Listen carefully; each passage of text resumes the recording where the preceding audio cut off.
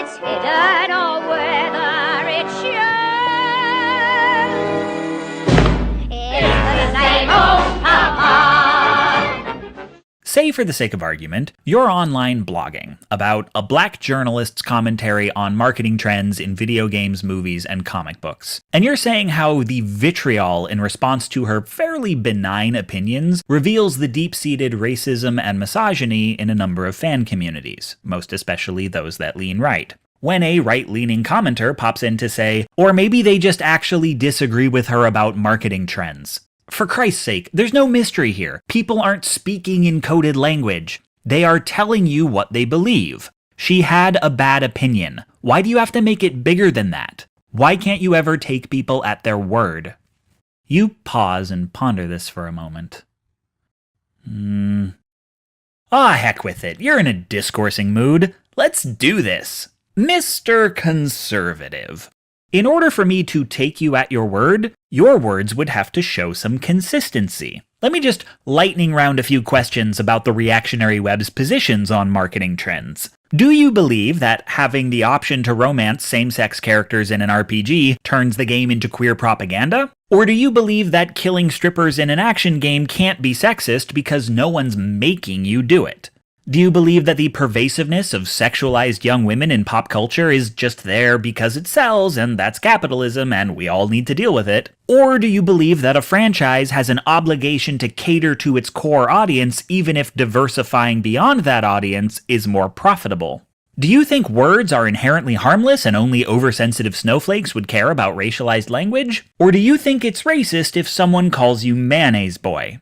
And as long as I've got your ear, are you the party that believes in the right to keep and bear arms because you're distrustful of all authority and what if we need to overthrow the government someday? Or do you believe that cops are civil servants and we should trust their account of events whenever they shoot a black man for looking like he might have a gun? Does optional content reveal a game's ideology? Or doesn't it? Is capitalism a defense for decisions you don't agree with? Or isn't it? Is language harmful? Or not? Do you hate authority? Or love cops and the troops? Okay, but ease off.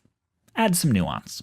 Now I know the right is not a monolith, and maybe these arguments are contradictory because they're coming from different people. We'll call them Engelbert and Charlemagne. Maybe Engelbert's the one who thinks any institution funded by tax money is socialist and therefore bad, and Charlemagne's the one who says we should dump even more tax money into the military and thinking otherwise is un-American. But here's the thing.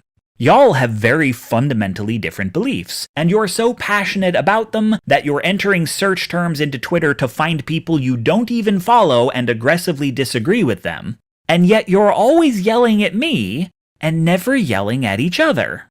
What's that about? And I can't say how often it happens, but I know if I let Engelbert go on long enough, he sometimes makes a Charlemagne argument, and vice versa. And I see you getting ready to say the left does the same thing, but don't change the subject. That's an extremely false equivalence, but more importantly, it doesn't answer my question. What do you actually believe? And why are you so capable of respecting disagreement between each other, yet so incapable of respecting me? Or, for that matter, a black woman?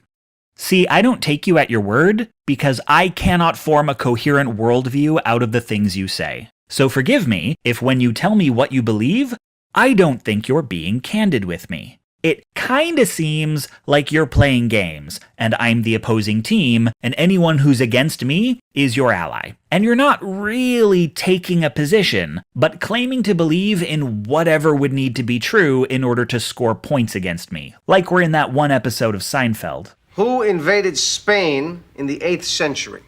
That's a joke. The Moors. Oh, no. I'm so sorry, it's the Moops. The correct answer is the Moops. That's not Moops, you jerk. It's Moors. It's a misprint. I'm sorry, the card says Moops. This is borrowed observation number 1, link in the down there part. Whew, it feels good calling people hypocrites. Person says B when earlier they said A, and you point out the contradiction. You don't take a position on A or B, and you still win. I see why Republicans like this so much. But that's the kind of point scoring we're here to deconstruct, so let's get analytical. There's a certain beat-you-at-your-own-gaminess to the card says moops maneuver. Safe spaces are bullshit, but if you get one, I get one too. There's no such thing as systemic oppression, but if there were, I'd be oppressed. It's dismissing the rhetoric of social justice while also trying to use it against you. Claiming the card says moops does not so much mean I believe the people who invaded Spain in the 8th century were literally called the moops, but rather, you can't prove I don't believe it. Not a statement of sincere belief, simply moving a piece across the board. All in the game, yo. If they could be so nakedly honest with you and themselves to answer, what do you actually believe, truthfully, one suspects the answer would be, what difference does it make? We're right either way. This has come to be known as postmodern conservatism, a fact I find hilarious, because in the discourse, postmodernism is a dog whistle for everything the right hates about the left. It also means Jews. Postmodern conservatism is the thinking that, at least for the purpose of argument, the truth of who invaded Spain is immaterial. You have your facts, I have alternative facts. What is true? Who's to say? Regardless of what you actually believe, what you believe serving no rhetorical purpose, you are at least arguing from the position that material truth does not exist. Truth is a democracy. Whoever wins the argument decides who invaded Spain.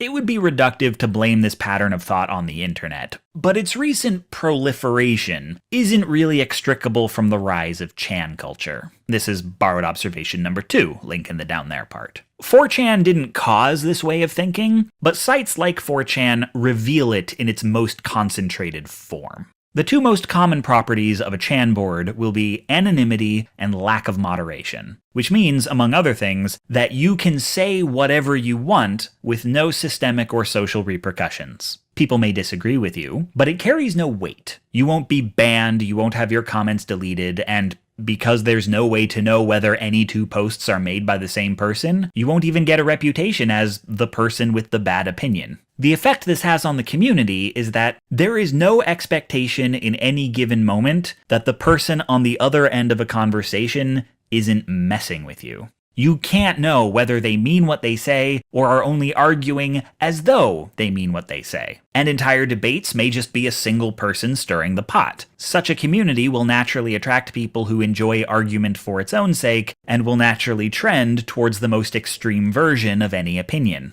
In short, this is the free marketplace of ideas.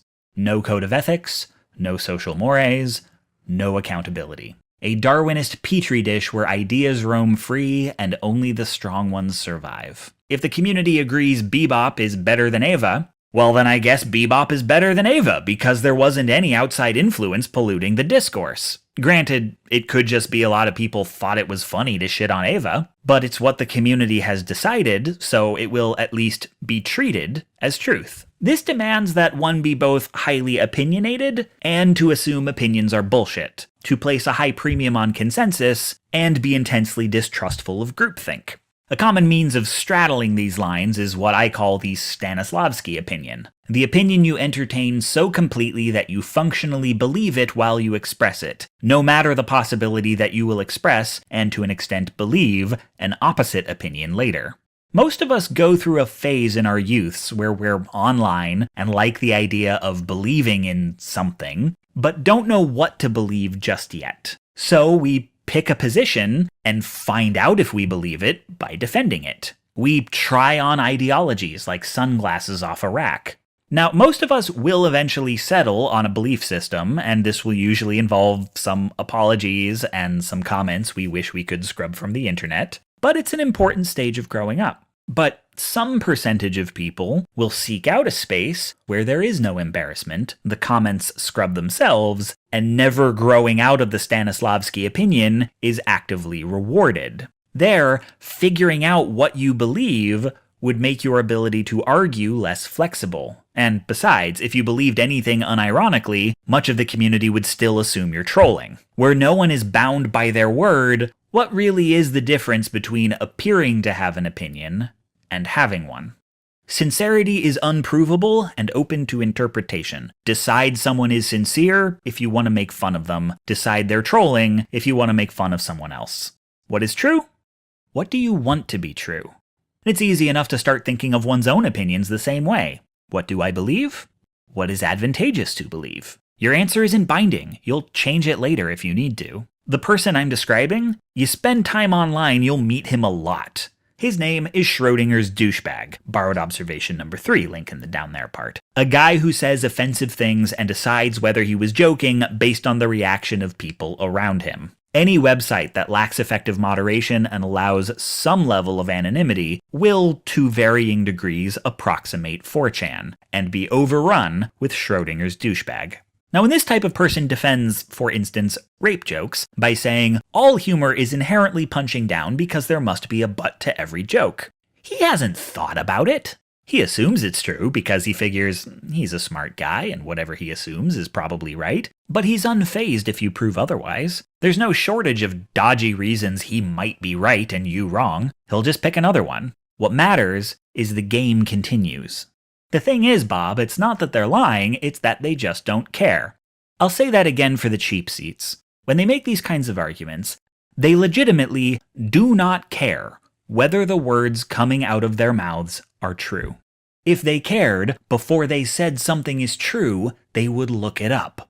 So it's kind of funny, right? How many of these folks self-identify as rationalists? I mean, typical rational thinking would say, if I am presented with the truth, I will believe it. And once I believe it, I will defend it in argument. This is not that. This is a different idea of rationality that views it not as a practice, but as an innate quality one either possesses or lacks, like being blonde or left-handed. If I'm arguing it, I must believe it because I'm a rational person. And if I believe it because I'm a rational person, it must be true. You speak assuming you're right. And should you take a new position, this telescopes out into a whole new set of beliefs with barely a thought. Stay focused on the argument, you won't even notice it's happening. You might now conclude that the internet reactionary believes in nothing except winning arguments with liberals. And like Newtonian physics, if you assume this framing, you will get highly useful results. If you enter conversation with Engelbert and Charlemagne believing they do not mean what they say, they are only entertaining notions, and on a long enough timeline they will eventually defend a position fundamentally incompatible with the one they defended earlier in the same argument, you will navigate that conversation much more effectively. But, like Newtonian physics, this framing is lowercase a accurate, without being capital T true. In reality, nihilism isn't that popular. People will tell you, I don't care about anything, I just like triggering the libs. But why is it always libs? It is piss easy, and also hilarious, to upset conservatives. Why only go after the SJWs? The simple answer is, well, if you upset a feminist, you might make her cry. If you upset a Nazi, he might stab you. And that has a cooling effect. But the more obvious answer is that they actually agree with the racist MRA and TERF talking points they repeat, but would rather not think about it. So much of conservative rhetoric is about maintaining ignorance of one's own beliefs. To uphold the institution of imperialist, white supremacist, capitalist patriarchy while thinking you are none of those things. Well, okay, knowing you're a capitalist, but thinking it's a good thing. Most people have a baseline of fairly conventional kindergarten morality, and conservatism often clashes with it. You can rationalize these contradictions. I'm not a bigot, I just believe in states' rights. But as American conservatism gets more radical, it gets harder to square one's politics with what one assumes to be one's beliefs. So you learn when someone challenges you to cycle through beliefs until something sticks. Just play your hand and trust that you're right. Or, in extreme cases, insist you have no beliefs at all, you're just here to watch the world burn. But they're not. They are willing participants in the burning of only certain parts. They don't care what they believe, but they know what they hate, and they don't want to think about why they hate it. On paper, they believe in freedom of religion and freedom of expression, but they also hang out in communities where Muslims and trans women are punching bags. And like a sixth grader who believes one thing in Sunday school and another thing in biology class, they believe different things at different times. This flexibility of belief is fertile ground for far-right recruitment. I'd say the jury is out on whether Chan boards attract far-right extremists or are built to attract far-right extremists, but they're where extremists congregate and organize because they're where extremists are tolerated and where they blend in with the locals. They learn the lingua franca of performative irony. Say what you mean in such a way that people who disagree think you're kidding, and people who agree think you're serious. People who don't know what they believe, but clearly have some fascist leanings, don't need to be convinced of Nazi rhetoric. They just need to be submerged in it and encouraged to hate liberals. They'll make their way right on their own. Folks start using extremist rhetoric because it wins arguments with SJWs, usually because that's the moment the SJW decides it's not fruitful and possibly unsafe talking to you. And this creates the appearance that if it keeps winning arguments, there must be something to it. The far right literally has handbooks on how to do this. Those who don't consciously embrace the ideology, who don't transition from participating to getting recruited, are still useful. They spread the rhetoric, they pad the numbers, and often participate in harassment and sometimes even violence. There's a twisted elegance to all this.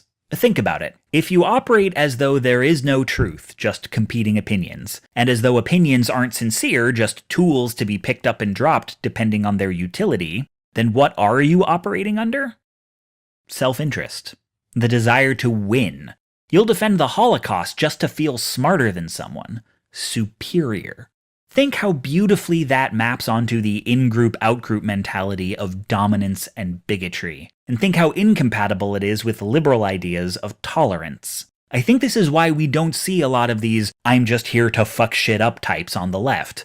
Don't get me wrong, the left has gotten on some bullshit, but accepting politicians whom you should never assume mean anything they say, it's sincerely believed bullshit. We don't build identities around saying things just to piss people off. The takeaway from all this is not only that you can't tell the difference between a bigot who doesn't know they're a bigot and a bigot who knows but won't tell you, but that there is no line dividing the two. When some guy in the middle of a harassment campaign says the victims should be nicer to their harassers because that will mend the rift, I don't know if he believes it. But in that moment, he believes it. And that scares the shit out of me. But if you're asking how many layers of irony he's on as compared with the actual harassers, 9 times out of 10, it doesn't matter. Borrowed observation number 4 is we are what we pretend to be.